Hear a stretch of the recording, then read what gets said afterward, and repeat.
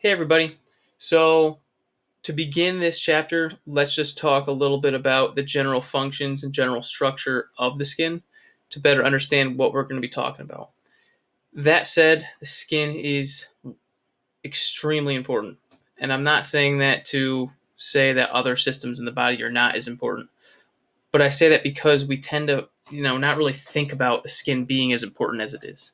Right? We tend to think of our bones, right? We tend to think of the muscles and the neurons in our brains, the more complex organs in the body. In fact, most of us forget that the skin is even an organ.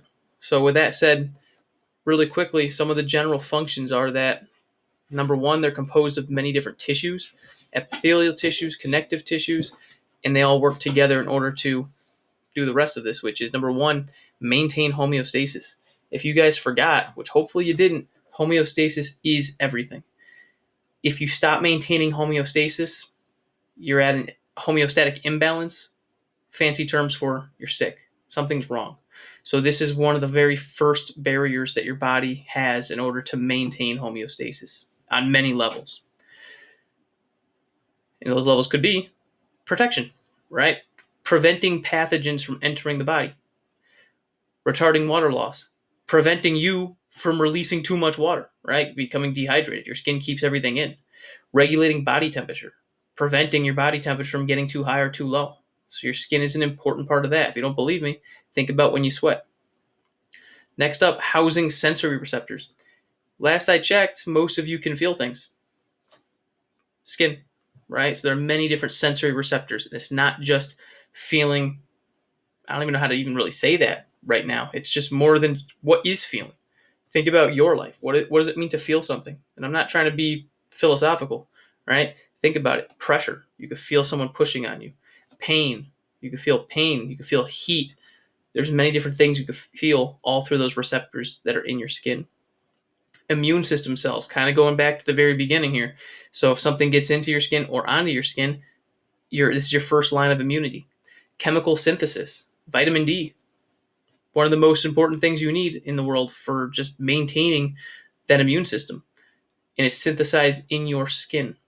And then another one is excreting amounts of waste, so you can actually release different waste products from your skin in sweat as well as other glands. So, anyways, there is a lot going on here with your skin. And from here, we should understand a little bit of the structures that go along with it. Typically, we do structure, then function. This time we'll go backwards. There are two major layers of the skin. Don't get me wrong, there's three of them, but there's two major layers we'll talk about first. We have the epidermis and the dermis. Most of you have heard of these before. The epidermis is epi, on top. So the outermost layer of skin that you see is the epidermis. Just below that is your dermis. And then we'll talk about underneath that in a second. So with that said, your skin will vary in thickness depending on what we're talking about. So are we talking about the palms of your hands, soles of your feet, top of your forearm? There may be different thicknesses to that skin. That said, we could talk a little bit about the epidermis. Epidermis in particular, the first thing we're going to talk about, it is stratified squamous epithelium. So going back, stratified means layers, it's stratified. And it is squamous, the very thin epithelial tissue.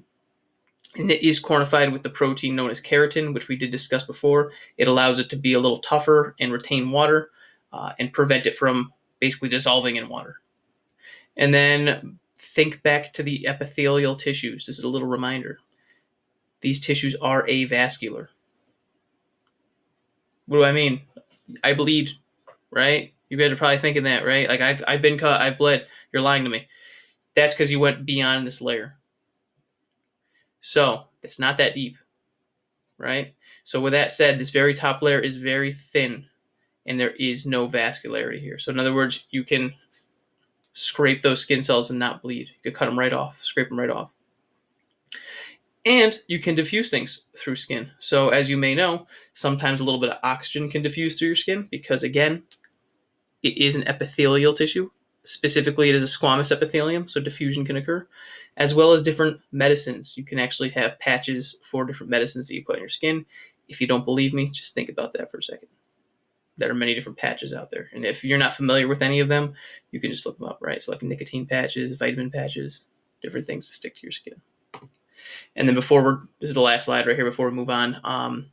there are 3 layers as mentioned: the epidermis in the very top, the dermis layer, which is in the middle, and then just underneath that is a subcutaneous layer, which is a little more intricate, which we'll talk about later. Undercutaneous layer. All right. That said, your skin, the structures or the layers, and their general functions. So let's move on to more specific structures and functions of the skin.